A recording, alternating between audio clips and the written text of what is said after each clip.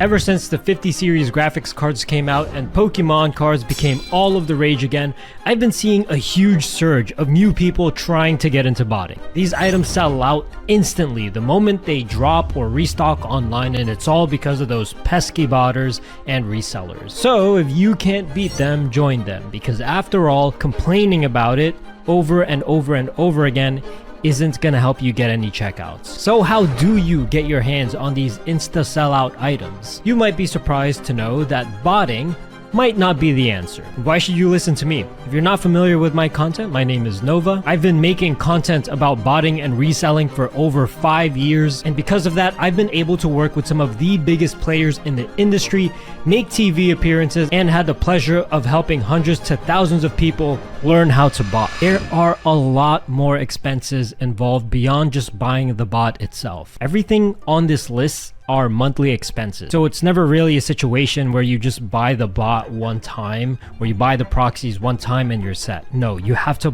pay for this every single month for as long as you're botting. And the most underrated item on this list is opportunity cost. In short, how much do you value your time? If you plan to spend 50 hours within the next 2 weeks to dedicate into learning how to do all of this, but suppose your job pays you $25 an hour, effectively, this activity would have costed you $1,250 throughout that 2-week period, because that 50 hours could have just spent with you working your normal job, which would have guaranteed you that money. So if you're doing all of this just to get a personal item, it's important to do all of these calculations. And you'll find that in most cases, paying resale price is actually cheaper and more convenient than trying to do all of this botting stuff. Furthermore, even if you do invest all of this money and all of this time, there is absolutely no guarantee that you are actually going to get any checkouts at all. Even the most simple to use bots can be quite convoluted with many moving parts and pieces, and you kind of seemingly need all of the stars to align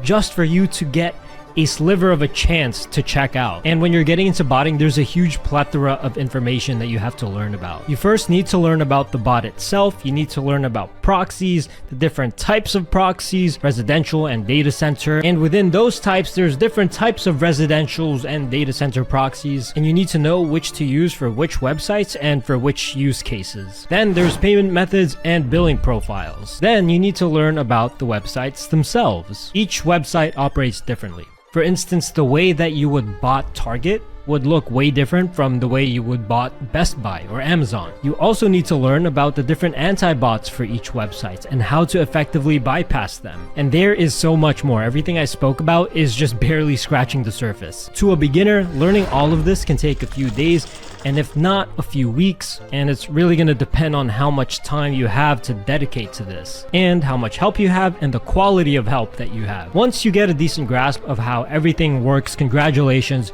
you have finished the tutorial, and now you have to compete against other people who have been doing this for years, who have bigger budgets than you, faster servers, faster internet speeds. You have to compete against them for a handful of stock. That's why if you're looking to get into botting strictly just so that you can get something that sells out quickly for your own personal use, in most cases, it's just not worth it. So does that mean you are stuck paying resale price forever for anything that sells out instantly? If you're considering botting just to get items for yourself, there is something else that you can do. If you can't beat them, join them. And I'm not just talking about bots. I'm talking more about the reselling side of botting. If you're botting specifically for personal items, most likely you're only going to be running for that item. Let's say, for instance, I want to get a 5090 Founders Edition GPU. Most likely, I will not be trying to buy anything except for that one item. However, if you're botting for reselling purposes, you're most likely trying to buy everything that's profitable, therefore giving you a higher chance to actually check something out. The following numbers, by the way, are completely made up. I just want to use it to illustrate a point. Suppose that for every limited item that you attempt, you have a 3% chance of getting a checkout. If you only go for one item, your chances of checking out is 3%. However, if you go for 10 items, the chances that you get a checkout goes up to 26%. By the way, it's not 30% because each attempt is independent from each other. But either way, 26% is way higher than 3%. Not only that, but since you're going for more releases, you get more practice learning how to use a bot, you get more experience under your belt, meaning that you will outlearn those non-resellers, giving you a bigger advantage. Furthermore, as I explained earlier, when you're botting, you have monthly expenses. But generally, with a few exceptions, you going for more releases will not affect how much money you spend on a month-to-month basis. You're paying for all of this stuff already, you might as well make the most out of it. If you go for 10 drops instead of 1 drop, your expenses would more or less remain the same. So that's why if you have a bot, you should try and just get as many profitable items as possible. Not doing so is like getting a 1-month pass to Disney World and then you only show up for 1 day. Your monthly expenses will typically only increase if you plan to scale up your botting setup. So let's say instead of you using 1 bot, you try using 2 bots, or instead of running 10 tasks, you try to run 30 tasks or 50 tasks. And with that, you will have to buy more proxies, but that's generally how you would end up spending more. But the amount of drops that you actually go for will have little to no effect on your monthly expense. What about opportunity cost? Earlier, I was giving an example of how much you would value your time, and with botting, the learning curve is pretty steep, but after you get over that initial learning phase, setting up for releases can take as little as a few minutes. It's only gonna take you a few minutes to potentially profit hundreds to thousands of dollars every single release, and that's why botting is super fun and super exciting, because you just never know. Exhibit A. One of our members from my reselling group, Polar Chefs, had recently checked out 14 5090 Founders Edition GPUs, and only 2 of them got canceled. They were reselling for around $3,000 profit each, so that means just from this 1 drop, he was looking to make over $30,000. So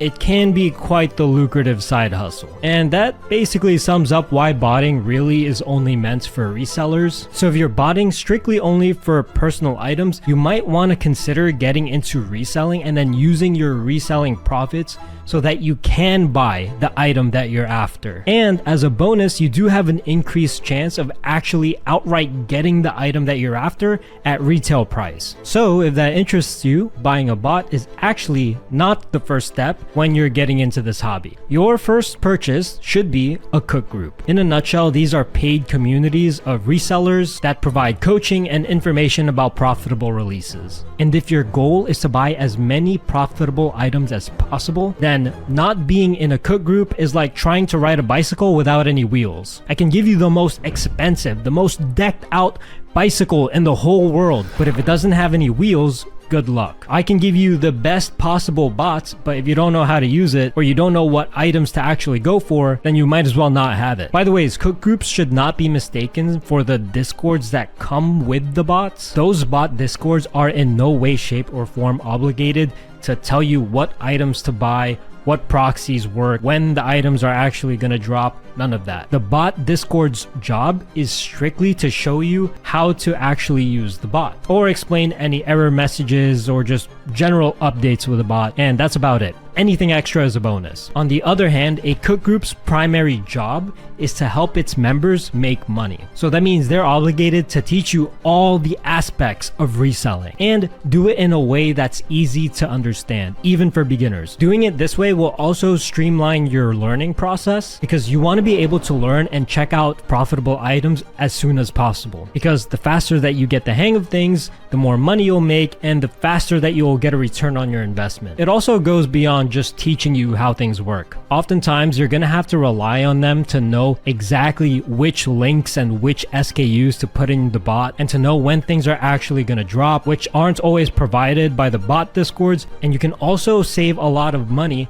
by knowing specifically what bots and what tools and what proxies to buy so that you don't end up spending more than you have to. Honestly, joining any cook group before you start botting should be just fine. But if you join Polar Chefs, we offer one-on-one coaching the moment you join so that you will know exactly what to do as quickly as possible. And all members get free access to a few bots because of our partnerships. And we also offer free auto checkout, which means that we can do the botting for you at no extra cost. So far, there's been a lot lot of members able to check out Pokemon cards and GPUs, and all they had to do was fill out a quick form and then sit back, relax, and wait for items to come to their doorstep. Apart from that, there's also lots of other perks from being in a cook group, so if you're interested, all the links are going to be in the description. But in general, if you want to get into reselling or botting, joining a cook group first is an absolute must. To any new resellers or botters out there, welcome to the club. Hope to see you around.